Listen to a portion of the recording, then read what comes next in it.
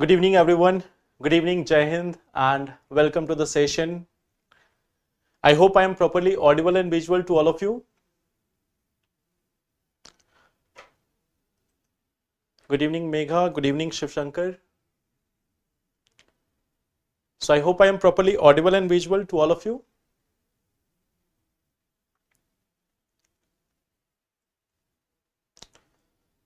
Radhe Radhe Mohit. So just confirm me once if I am properly audible and visual to all of you. Good evening. Okay. So first of all, welcome to the session. And yes, last day we have seen this one topic about judiciary in India. We have seen about the justice report also earlier. Then we have seen about the judicial this one ruling of the judiciary with respect to governor also. And then I have given you one question, that what are the hurdles to the effective judicial system in India. So yes, many of you have given that answer also, and some of the answers are quite good also. Like there is from Sonu also, that case backlog, judicial shortage, complex procedure, etc. Okay. From Himanshu again, backlog of cases, slow pace of justice, digital divide, judges vacancies, gender gap, etc. So that is also good. Shaheen has also given around 9 points, 10 points in both, that what are the hurdles, including the infrastructure, lack of judges and everything. Plus reforms also you have mentioned, timely appointment, filling existing vacancies and everything. Yes, so that is correct. Okay, so yes, there is also answer from Sahil, that is nepotism in judiciary, lesser participation of women, high fee charges. Yes, so many of you have given correct answer for this. Also there was one comment from Disha about that Arctic Sea. Okay, so I will discuss that Arctic Sea in upcoming session. So last day we have seen this part. See, this is how you have to connect the topics, and then you have to keep some quick notes always ready with you. That if we are talking about some of the points, if we are talking about some of the information or some of the mains related things, so you have to always keep some quick things, some quick points with you. And when you are grasping all these things day by day, when you are thinking about these things day by day, then your answer writing is going to improve. You have to recall it on daily basis. Then only your answer writing is going to improve in upcoming times. Okay. So this is first part. The topics which we are going to discuss today, the first topic which we are going to discuss is about this problem of, about this Kailash Manasarovar pilgrimage. So now we have seen that India and China, there is a discussion between India and China about this Kailash Manasarovar Yatra. It has been paused since 2020, like last time it was there in 2019, but from 2020 onward it is on the pause mode. Okay, so this is one thing. Now what we see, that there is a discussion between India and China that we are going to resume this Kailash Manasarovar Yatra. So we are going to talk about this. Second thing which we are going to discuss is about the next CJI, the next Chief Justice of India. Okay, here we will discuss one part. Along with the Chief Justice, we are also going to discuss one part about this, the very short tenure of Chief Justices of India. Last time, D.Y. Chandrachud was there as CJI, and during his tenure, a number of reforms were carried out. Why? He got good number of days in the position as Chief Justice of India. But after that, Sanjeev Khanna has become the next CJI, and now we are seeing that Mr. Gavai, he is most likely to become the next CJI. But he will again have a very short tenure. He is going to be appointed in May 2025, and by November 2025 he is going to retire. So we will also try to see that what is the impact of these short tenures. Okay. Then we are going to talk about this one thing, type 5 diabetes. So now there has been official recognition of a new type of diabetes which has been termed as type 5 diabetes. So normally you know that diabetes is associated with people who are obese, with people who are having too much of fat on their body. But type 5 diabetes is associated with those people who are thin, who are malnourished. Okay. So we are going to see what is this type 5 diabetes. Okay. And then we are going to talk about this one thing, pollution laws in India. We were asking about this also, that pollution laws in India. Let's see that what are those major laws. We are going to discuss a few of them in today's session. Okay. But before we start that, let us solve some questions. So this is the first question. Consider the following statement. No criminal proceeding shall be instituted against the governor of a state in any court during his term of office. The emoluments and allowances of the governor of a state shall not be diminished during his terms of office. Which of the statement given above is are correct? Good evening, Radhe Radhe. Yes, Bhushan Ramkrishna Gavai is going to become the next CJI, the next Chief Justice of India.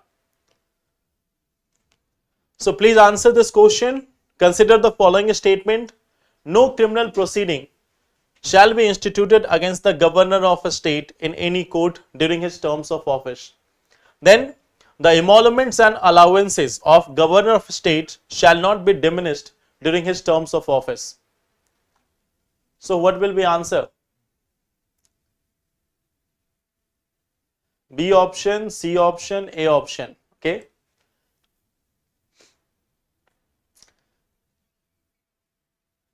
Okay, three answers, A, B and C option. Okay. See, look at this one point. If we are looking at the first option is saying that no criminal proceeding shall be instituted against the governor of a state in any court during his terms of office. Now, constitutionally, yes, the governor has been given this immunity from any criminal proceedings. Right now, there is a matter which is under the Supreme Court itself. Supreme Court is going to examine this provision. Supreme Court is going to examine this provision up to what extent this immunity shall be provided. So right now, of course, at the present time, as of today, what we see that, yes, the governor is having that immunity, but in the future, this immunity may not be there, as the case may be decided by the Supreme Court. But yes, for the present time, it is given. And of course, second is also correct, that it cannot be changed. Once it has been decided, it cannot be diminished. Okay. So both option A and B are correct, means both option 1 and 2 are correct. Answer is C option. Just look at this question. Which of the following are the discretionary power given to governor of a state?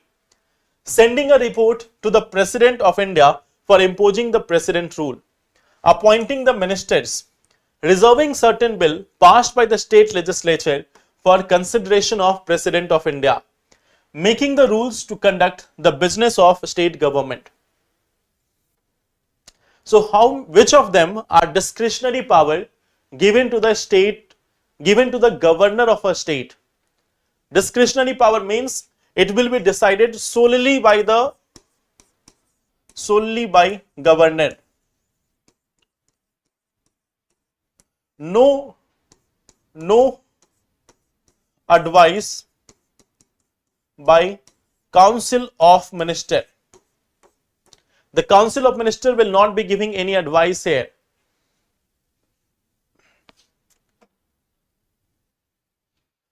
But at the time of it, so how many times we have emergency? Only president's salary left. But you see that generally if we talk about the governor, once he has been appointed, his salary will not be diminished. ऐसा नहीं कि suppose you are appointing a person and saying them that okay, you are given this salary of let us say 1 lakh rupees per month for the next 5 years, and after that you are saying them that no, from this month we are going to pay you 30,000 only. So that cannot be diminished. Financial emergency is a different condition altogether. So we are not talking about exception, the general things. B option, I think majority of the people are going for option number B. That is correct also. Sending a report to President that can be under the discretionary power. Appointing the minister, that is not the discretionary power. Reserving certain bills, that is discretionary. Making rules to conduct the business of a state government, that is not discretionary. The answer here is option number B, 1 and 3 only. Okay. Now, coming to the third question. Consider the following statements. Increased snow cover over Himalayas will increase the amount of rainfall in India. Development of low pressure in the mainland India hinders the arrival of monsoon. If the southwest monsoon winds in India run parallel to Western Ghat, then it brings more rainfall. How many statements given above are not correct? So look at this question. Consider the following statement. Increased snow cover over Himalayas will increase the amount of rainfall. Okay. Is India yearbook important to study for prelims? Not required, Himanshu. I think we have talked about this once in the previous sessions also. Not required. See, in India yearbook, what you will get? You will get something about the President of India, something about Parliament of India, etc. etc. So these things are already mentioned in your polity book, polity class notes. Second thing, you are going to get something information about the geography of India. Even if you are reading the physical geography of India, you are getting the same information. If you even want to read this India yearbook, you can selectively read a few chapters. A few chapters, like if there is something about mines and minerals, you can see that part. Because in NCERT it is not given that much. Okay. And there is one more thing. At the end of the India yearbook, you will find that there are certain government schemes or certain news articles which are mentioned. Although that is covered as part of your current affairs also, but if you want to see this, then you can go for it. Otherwise, not necessary. There was a time when there was huge rumor about this, that you have to read India yearbook, you are getting 40 questions out of it.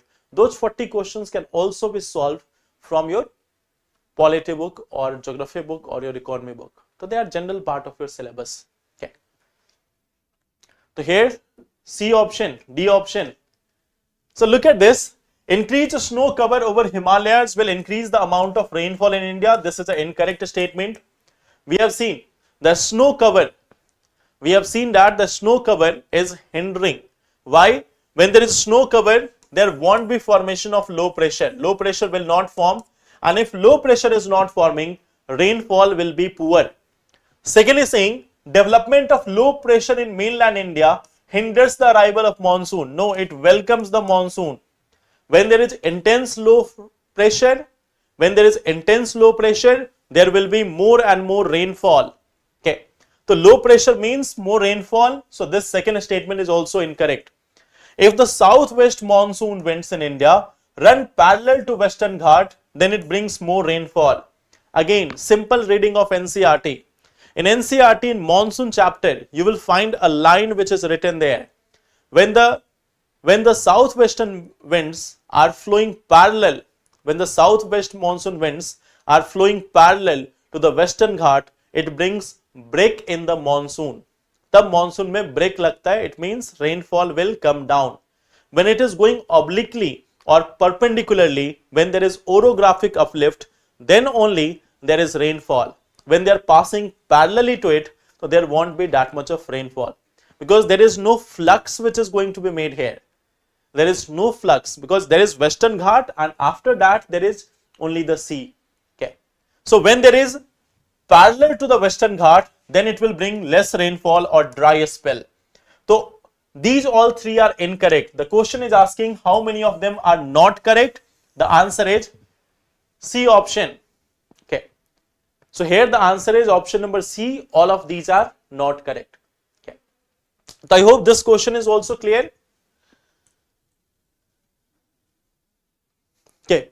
So mainland India means the land portion. Mainland India means the land portion, like we have the continental India. Mainland India, you are getting confused by the name. Mainland India means the land mass of India. The land mass of India, the continental land mass. Like suppose if there is low pressure formation over Uttar Pradesh, Madhya Pradesh, Bihar or other regions. or Maharashtra. So these are the low pressure zones. Okay, means we are talking about the mainland, means continental mass. So this is one part. Now coming to today's article, sorry, this is not the article. The article is about Manasarovar Yatra. Okay, so what we see that Kailash Manasarovar. Okay, now India and China are under this negotiation to resume this Kailash Manasarovar Yatra. Okay, so there are two different routes. See, first of all, if we talk about Kailash Manasarovar, just look at this. This is the Manasarovar lake here. This is the Manasarovar lake here, and this is the Mount Kailash here. Okay. So this is falling in the region of, both of them, they are falling in the region of Tibet. And Tibet is under the control of China. So basically going to Kailash or going to Manasarovar, okay, going to Kailash or going to Manasarovar means that we are going to China. Okay, low pressure on Tibet. Acha. See, remember one part. It is generally said that the low pressure on Tibet attracts the southwest monsoon. But it doesn't mean that at that time there will be high pressure in the Indian mainland. That Tibet part is the center of low pressure. But even in the mainland India, means the continental mass of India, there will again be this low pressure only. Then only it will be able to attract the southwest monsoon towards itself. The entire Indian plain, the entire Indian landmass at that time, it becomes a low pressure zone. Then only there will be rainfall. Okay. Remember one thing, rainfall occurs if there is a low pressure. Okay. So low pressure is required for the rainfall. So here what we see that there is this Mount Kailash and Manasarovar. It is there in Tibet under the control of China. So now there are two routes through which we can go there. Okay, there is one part that via this Uttarakhand region we can go to Manasarovar, or through this portion of Sikkim, this second route through the Nathula we can go to Manasarovar. But these both areas are being controlled by China. Both these areas are under control of China. Okay, so till 2019, there was this Kailash Manasarovar Yatra, which was being organized by Ministry of External Affairs. Ministry of External Affairs every year. Okay. So there was Ministry of External Affairs which was organizing this Kailash Manasarovar Yatra every year in association with the Chinese authorities. But after 2019, due to COVID-19 outbreak, there was first pause on this Kailash Manasarovar Yatra. And after the Galwan Valley clash, in 2020, what we see that there was a permanent pause from that time. Okay, so up to 2019 it was being organized. From 2020 onwards, it is paused. So from the last 5 years, there is no such Kailash Manasarovar Yatra which is being organized by the Ministry of External Affairs. So now again, what we are seeing that now again we are resuming this, like it is on the talk, like right now the talk is going on, and there is a more likely chance that from this year or from next year we will have the resumption of this Manasarovar Yatra. Now remember one thing, where are you going to use this information? It's not that someone is going to ask you about Kailash Manasarovar Yatra. This is how you prepare, you have to prepare for mains. It's not that they are going to ask you that what is the meaning of this Kailash Manasarovar Yatra. When you are writing between India and China relation and you are writing some recent advancement, so there you can mention this point that now India and China has again started this Kailash Manasarovar Yatra, which signifies the normalcy in the relationship, which signifies that the relationship is becoming more and more normal.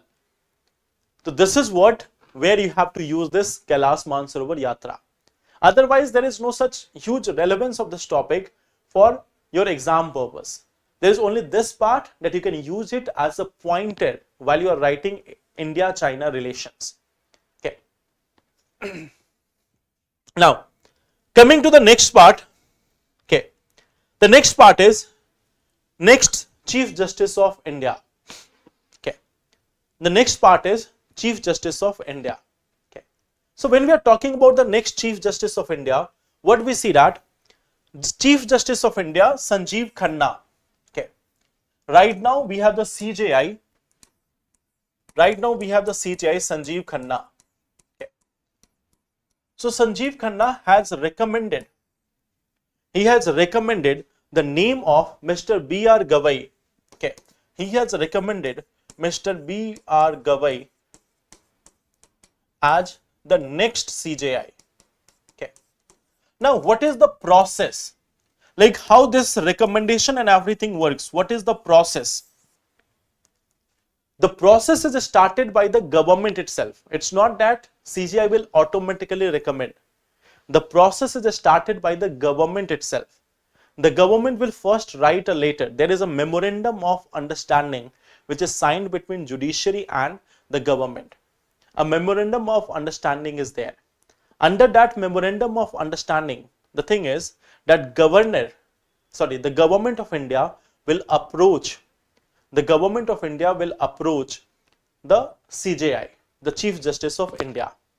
And under this memorandum of procedure, what will happen that the Chief Justice is going to recommend the name of his successor. And if government accepts it, then that person becomes the next CJI. Okay. So what we see that, what is the process? First, government of India, this approaches CJI, Chief Justice of India. Then Chief Justice of India nominates a judge. Now normally what we see that the person who is most senior, no matter what is the tenure, the person who is most senior there in terms of age is recommended for this post. Okay, so he recommends generally this is the provision that he recommends the person who is the most senior one. He or she is recommended for the post of Chief Justice of India. And then after, if the government accepts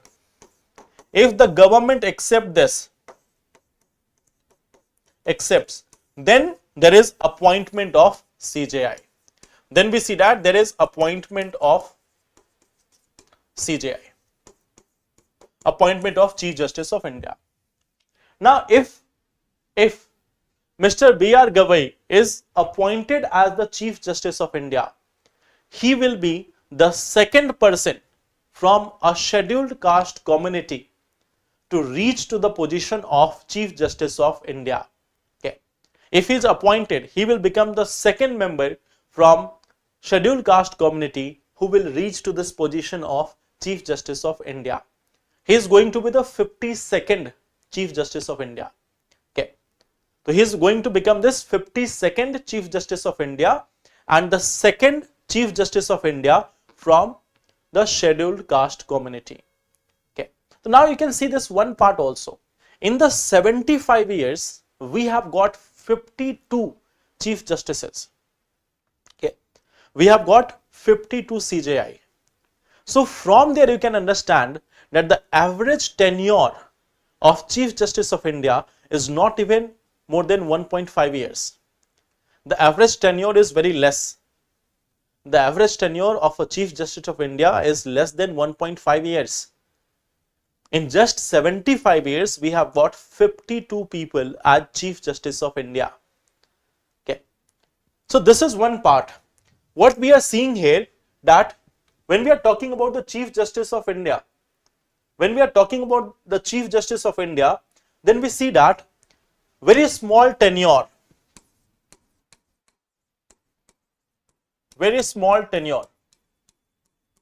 Suppose if Mr. B.R. Gavai, if he is appointed as the Chief Justice of India, he is going to have a tenure of just 5 to 6 months.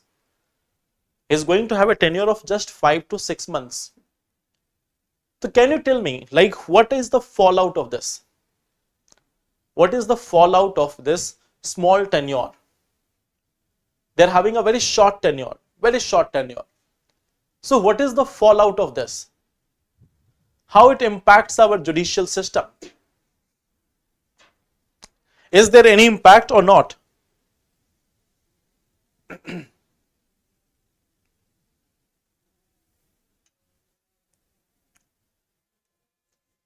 What is the impact in this case? Like if they are having a very short tenure, so what can be the possible impact on our judicial system?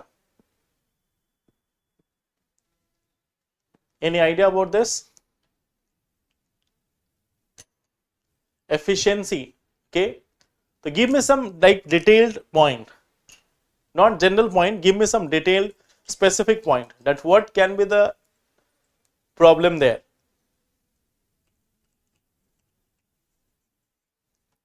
See, what we see that the Chief Justice of India is responsible for administrative functions. Administrative functions means he can bring reform. He can bring reform. He can bring reform. But suppose if a person is there, having a tenure of only 5 to 6 months, this short tenure will not help him in bringing the reform. So allocation of cases or bringing reforms in administration, bringing changes in the system, that may not be done. Okay. In this 5-month tenure, you can see one more part. Like now we are going to have, this is the month of May. So now we are going to have this summer vacation also. We are going to have the summer vacation of this judiciary also, the Supreme Court. It is going to have a summer vacation also. After that, there are many festivals. Like in this tenure itself, you will find that there is Durga Puja also, Deepavali also. There are many other festivals which will also come during this time. So the effective time which the CJI will get is a very short tenure. And in that, if he is trying to bring any reform in the administrative task, it is again going to be a challenge. Okay. Then second part is CJI is also like representing judiciary vis-a-vis executive. Means suppose that if we are seeing this pendency of or huge vacancy, if we are looking at the issue of huge vacancy issue, okay. So normally what will happen that the CJI, the Chief Justice of India, will be discussing it with the government that okay, we are having this problem, we are having huge vacancy and all. So we want to resolve it. But if a person is having a tenure of a very small period of time, then again this reform may not be brought that much easily. Okay. So this may not be brought that much easily. So that also becomes one of the challenging factor. That what we see here, that this huge vacancy issue might also not get resolved. So that is again a challenge with the respect to this CJI, short tenure. Okay.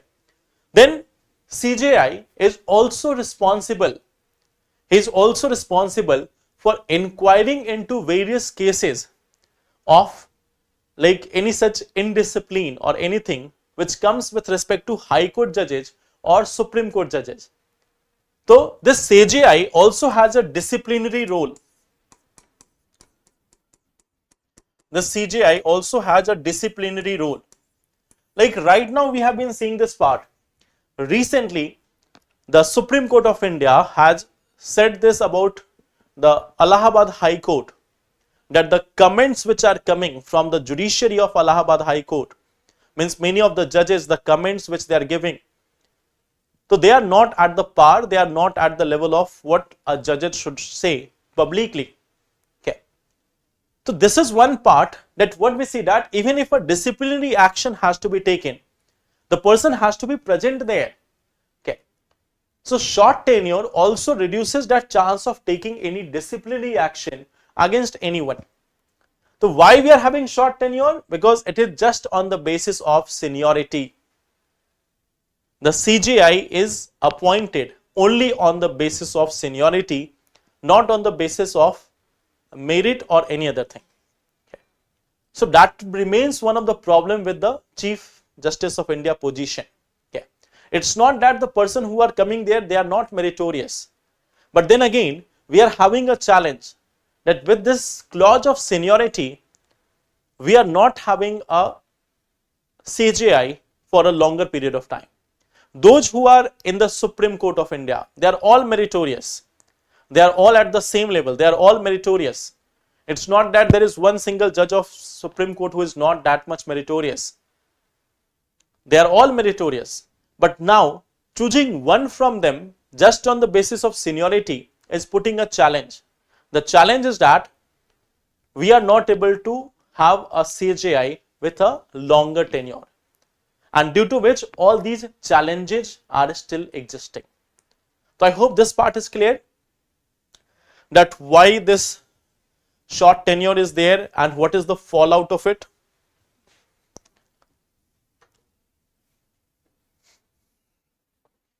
I hope this part is clear. Now just see this one question with respect to the CGI, with respect to the judiciary. Okay. Why we can't reform judiciary system? We can reform judiciary system, but then everyone has to come together. The parliament has to come together, the executive has to come together, the judiciary has to come together, and they have to reform it in light of its constitutional power. There was an attempt of reforming judiciary, but it was a unilateral action in which the independence of judiciary was getting undermined. So that was quashed. So on one hand, we have to preserve the independence of judiciary, and on the other hand, we also have to ensure that there is reform also. Okay. So look at this question. The power of Supreme Court of India to decide dispute between center and state falls under its advisory jurisdiction, appellate jurisdiction, original jurisdiction, read jurisdiction. So what will be correct here?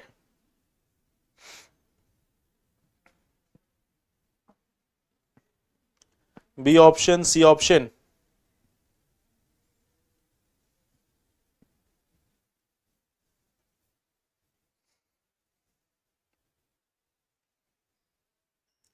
So I think this is one comparatively easy question. If you just look at this, it is quite easy one. It is the original jurisdiction of the Supreme Court. Means if one state and union is having a dispute, or if two states are having disputes, so they will not go to the High Court, they will come to the Supreme Court. If the state of Telangana is having a dispute with union government, so they will not approach the Telangana High Court, they are going to approach the Supreme Court of India. Okay. So in case of a dispute between center and state, or states and state, it is going to be decided by the Supreme Court. That is its original jurisdiction. Okay. So this is one part. What is the original jurisdiction of Supreme Court? Okay. Now, coming to the next article, we have discussed two different types of diabetes. Type 1 diabetes and type 2. Then we have seen gestational diabetes also. Now there is another diabetes case, that is basically type 5 diabetes. Now in most of the diabetes, like suppose when we have talked about the different types, type 1, what we see that type 1 is related to genes, or it is a genetic problem. Type 2, if we look at this, it is lifestyle related.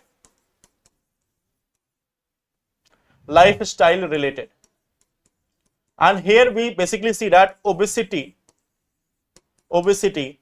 fat, etc., they are considered as one of the region. Then we see that there is also gestational diabetes. So few days ago we have talked about this gestational diabetes also. So here we have seen that this is something, this gestational diabetes is something which is related with pregnancy. Okay. That during pregnancy, the insulin which is regulated, the insulin which is secreted, it is not able to control, this part of sugar level in the blood. Okay. So now recently we have got another type of diabetes which has been formally recognized now. So this has been named as type 5 diabetes. Okay. This has been simply named as type 5 diabetes. Okay. Now this type 5 diabetes, if we look at this, it is caused due to malnutrition. What we see that this is caused due to malnutrition. This is caused due to malnutrition. Okay. What we see here, that normally in case of type 2 diabetes, in case of this type 2 diabetes, what we see that there is too much consumption of sugar or fatty substances, and the level of sugar in our blood increases. The insulin produced by the body is not sufficient enough to control that sugar level. But in case of type 5 diabetes, we see that there is malnutrition. And due to the malnutrition, the pancreas is unable to produce insulin. It is unable to produce insulin. This is unable to produce insulin. So when this will not be able to produce this insulin, then again the sugar level is also going to be impacted. The sugar level is also going to be impacted. Okay. So this is one thing. Now can you tell me in which areas and which demography this is going to be more common? In which areas and demography this type 5 diabetes is going to be more common? Where we will have this issue of type 5 diabetes?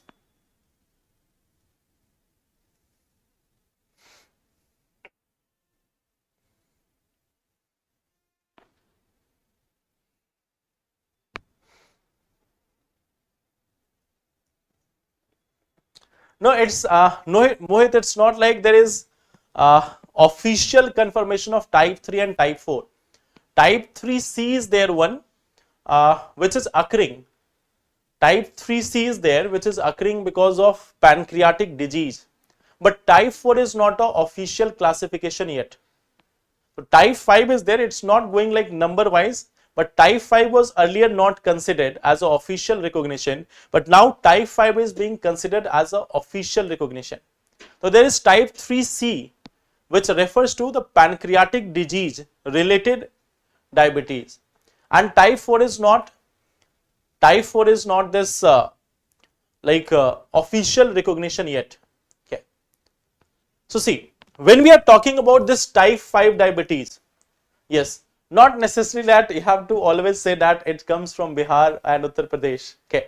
See, when we talk about this, it is mostly common in low and middle income countries. It is mostly common in low and middle income countries or states.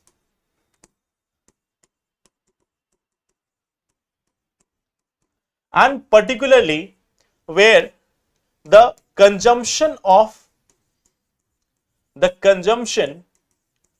protein is lower. Wherever the consumption of protein is lower, we have this challenge of type 5 diabetes. Okay. So in those areas where there is this lack of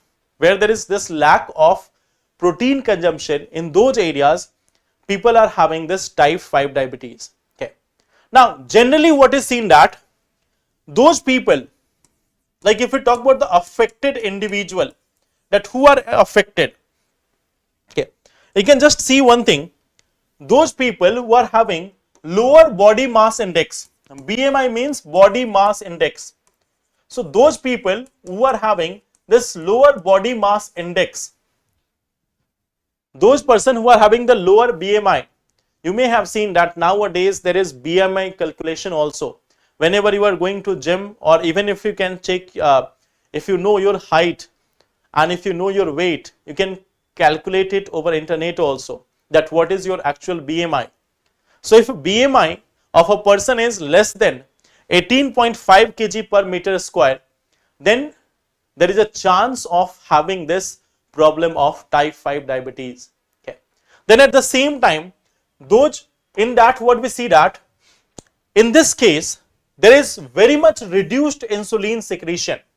Even it is lower than what happens in type 2 and it is almost close to type 1. So for a very long period of time, this was also being considered as a type 1 diabetes. For a long period of time, this was being considered as a type 1 diabetes. So now what we see that this has been now officially classified as a new disease. Okay. So what we see that this first case, it was reported in Jamaica and it was called as J-type diabetes. Okay. So what we see that later on in 1985, WHO called it malnutrition related diabetes mellitus. Okay. So later on in 1985, WHO called it as malnutrition related diabetes mellitus. But then there was lack of this evidence and hence this term was dropped. Means after 1999, it was not being called as malnutrition related diabetes. Okay. But now again from 2025, what we see that it is being called as type 5 diabetes or malnutrition related diabetes. So now it has got this official recognition. Okay. So mostly it is there in global south, India, Sri Lanka, Bangladesh, Uganda, Ethiopia, Rwanda, Korea, etc. These are the areas where we are having most of the cases, and globally around 25 million people are affected with this type 5 diabetes. Okay. So this is one type of diabetes what we see also, which is common. Type 3C is also there, which is related to pancreatic diseases. Type 4 is not a official recognition as of now. Okay. But type 5 has now been officially recognized. Okay. So this is one part. It has been recognized by International Diabetes Foundation. Okay. Recognized by International Diabetes Foundation. So in short, and North Korea, of course, South Korea is much more developed. Okay. In short, if we are talking about diabetes, if you are eating, you can have diabetes. If you are not eating, still you can have diabetes. Okay. So this is with the diabetes. If people are eating too much, then also there can be diabetes. If they are not eating, then also there can be diabetes.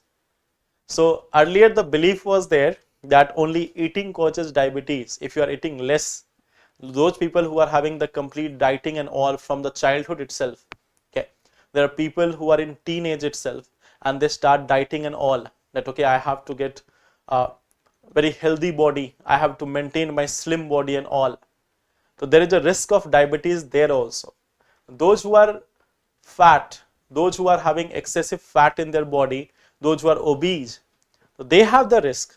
But those who are slim and thin, those who are malnourished, they are also having the risk of diabetes. Okay. So in one case, the insulin is not getting produced too much, that is in type 2 diabetes. And in this case, insulin is not getting produced at all. So diabetes can happen in both ways. Either you eat too much or you don't eat. Both can cause diabetes. Okay. So this is one part about diabetes. Now, look at this question. Consider the following: hemophilia deficiency disease, diabetes, pancreas disorder, rickets, vitamin D, ringworm, fungal infection. So how many of them are correctly matched?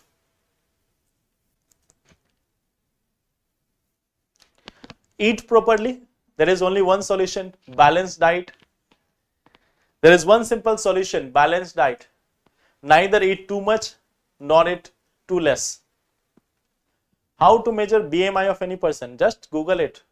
Okay, when you will search simply BMI calculator, they will ask you two things. Enter your height, enter your weight. So suppose you are 60 kg and you are of 170 centimeter. Put it there. They will give you the BMI of it. Okay.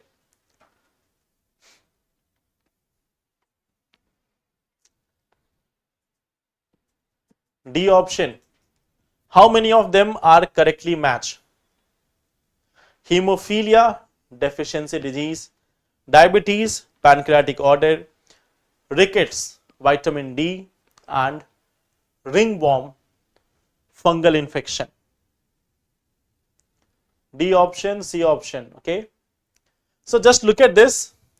Ringworm, fungal infection, I think everyone knows that. So this one is true. Rickets, again, it can be related to vitamin D problem. So you know that also. Diabetes, we have seen, pancreatic disorder is there. So that is also true. Hemophilia. Hemophilia is a genetic disorder. Hemophilia, it is a genetic disorder. Okay. In hemophilia, what happens that there is lack of platelets. Okay. So it is a X chromosome related defect. It is a X chromosome related disease. So it is a genetic disease, not a deficiency disease. So what we see that this is a genetic disorder, not a problem of deficiency. Anemia is a deficiency disease where there is lack of iron. So anemia is a deficiency disease, but hemophilia, it is a genetic disorder. Can you tell me, in case of hemophilia, who is more impacted, male or female? It is a X chromosome related disease. It is a X chromosome related genetic disorder. So who will be more impacted, male or female?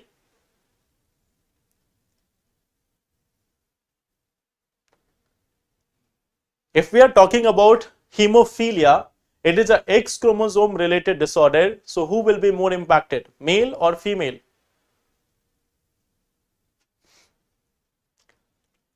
Okay, it's 50-50. Two answer is female, two answer is male.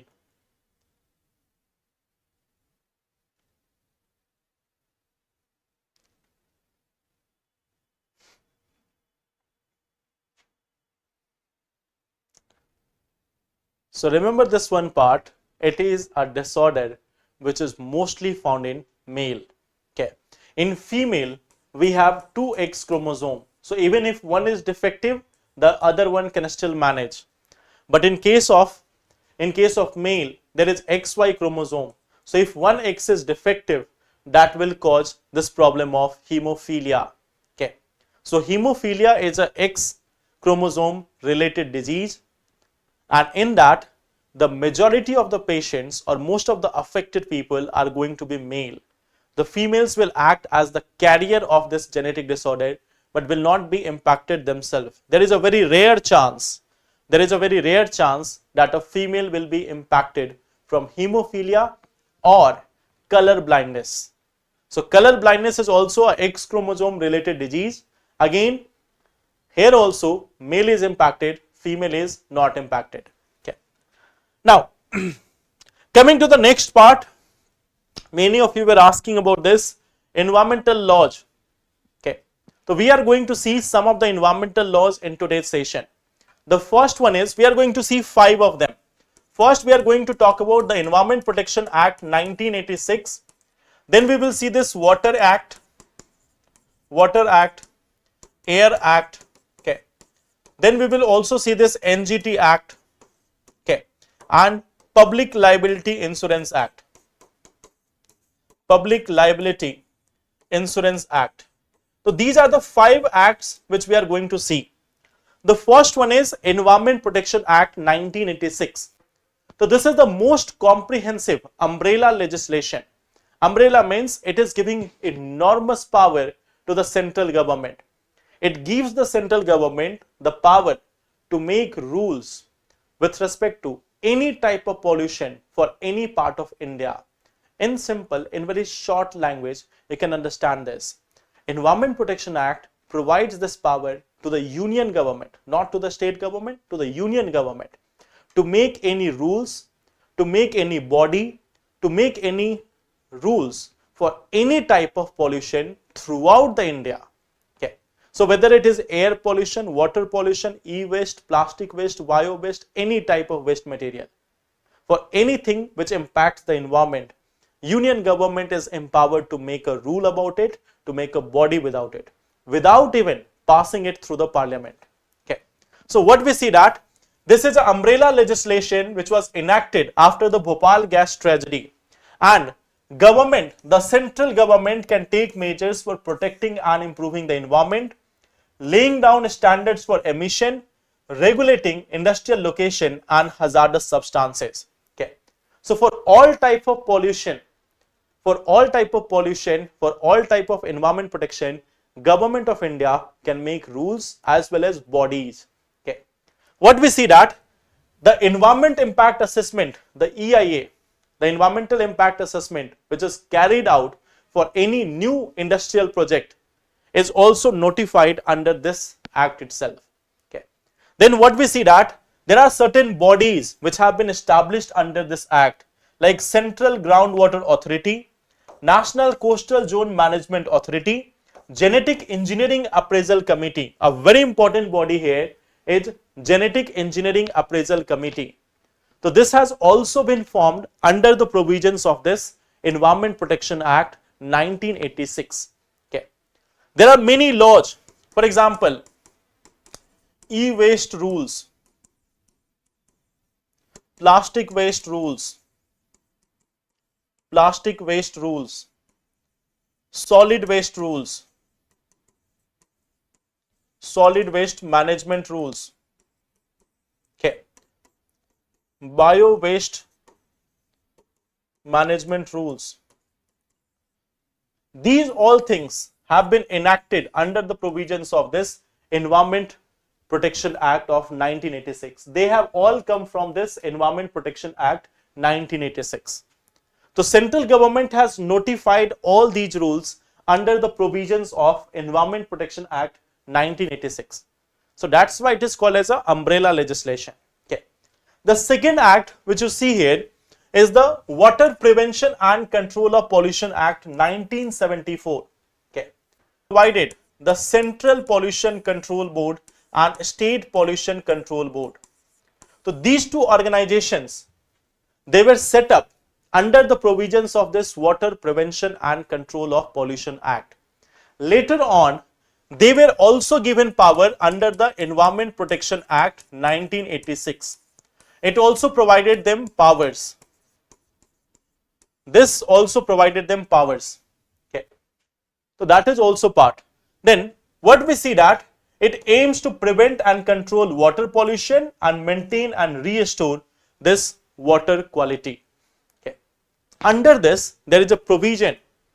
Okay.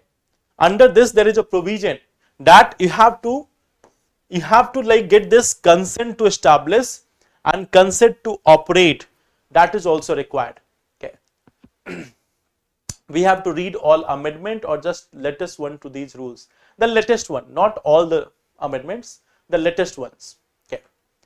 Then they have this one provision, consent to establish and consent to operate.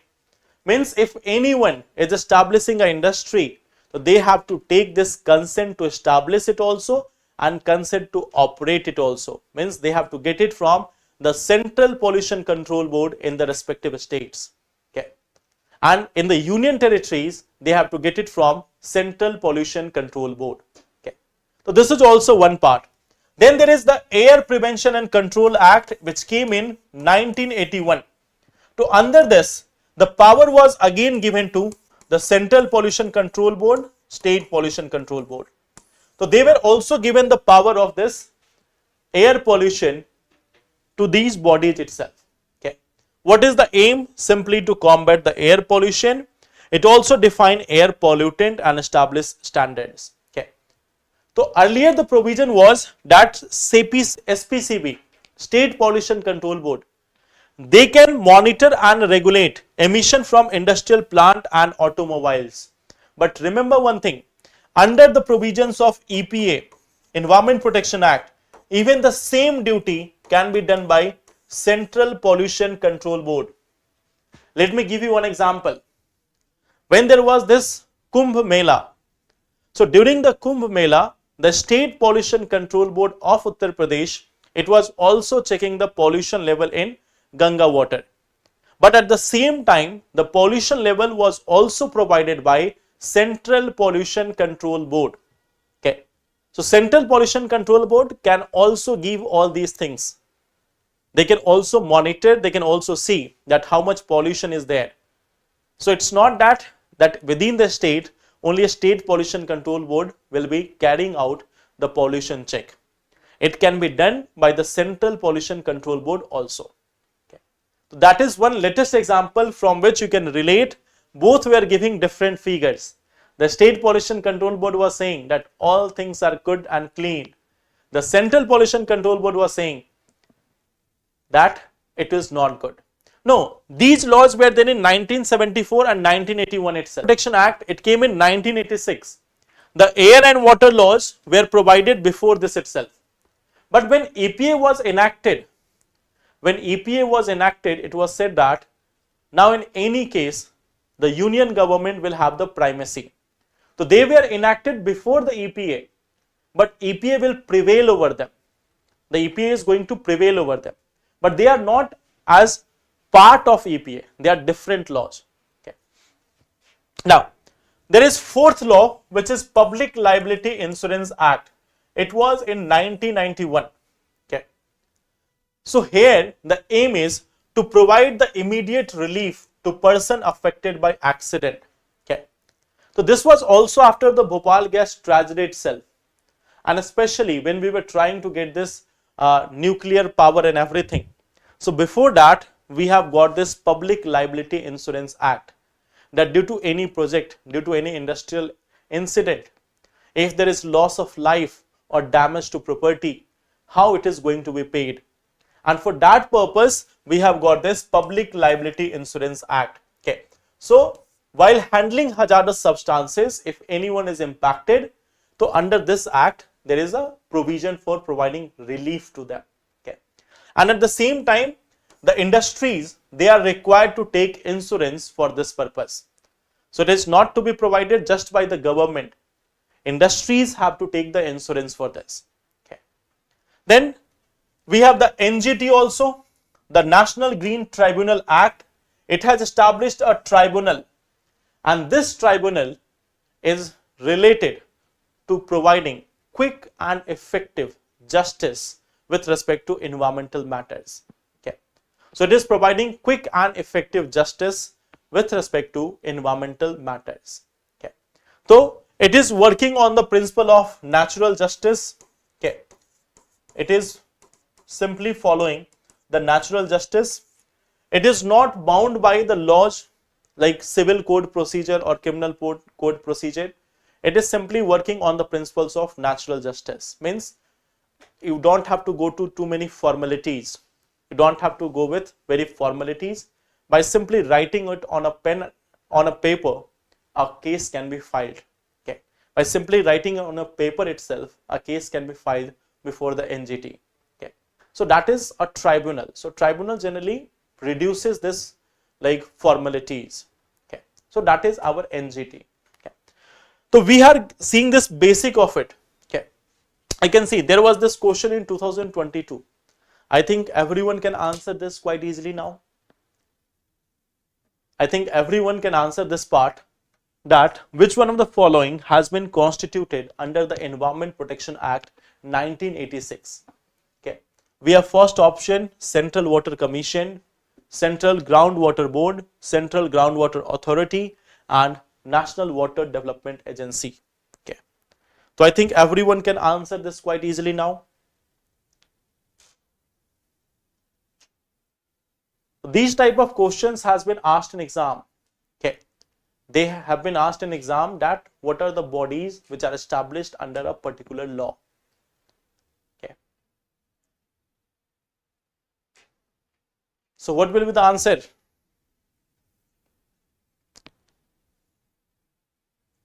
C option.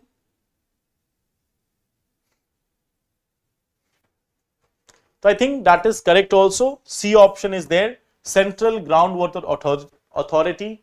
So that is responsible for, that is established under the provisions of Environment Protection Act 1986. Okay. So similar questions can be asked. Okay. Now just one more question. In India, if a species of tortoise is declared protected under Schedule 1 of Wildlife Protection Act, what does it imply? So that was also a question, an extra question for you. It enjoys the same level of protection as the tiger. It no longer exists in the wild. A few individuals are under captive protection and now it is impossible to prevent its extinction. It is endemic to a particular region of India. Both B and C are correct in this context.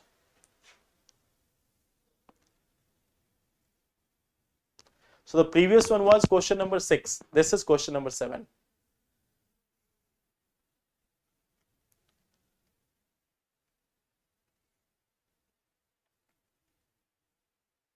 It's question number 8.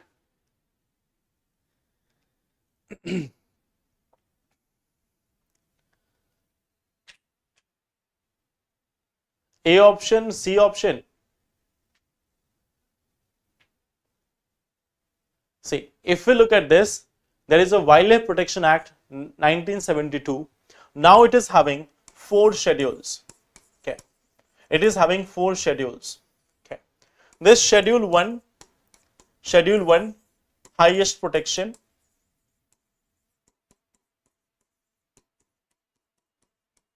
Schedule 2, again high degree protection, high protection. Schedule 3, it contains of the plants. These 2 are containing animals. This contain plants. And schedule 4, it is basically the sites, appendices. Okay. So right now what we see that it enjoys the same level of protection as the tiger. So that is the correct one. Okay. So this part it enjoys the same level of protection as the tiger. Acha, pollutants also. Okay, we will cover pollutants also. Okay, in the upcoming session we will cover pollutants also, so don't worry about it. Okay. So these are the major acts, see about them. Okay, and for today we have this one question: what are neglected tropical diseases? Give examples. So read this one part from yourself, that what are neglected tropical diseases. Mention its answer in the comment box. Okay, and in the next session when we will meet, we will discuss more topics from the current affairs. We will see more questions also. Now we are seeing around 6-7 questions per day. So on an average, even if we are having 20 classes per month, so we are solving around 140 questions. Okay, so we are having around 20 classes per month, so we are solving 140 questions also, and then we are discussing around 4-5 topics also per day. Okay, so give this part from yourself. Give this part, what are neglected tropical diseases? Give examples. Okay, yes, last day many of you have given this answer, so give the answer for this also, and in next class we will discuss the further things. Thank you everyone. Jai Hind. Thank you.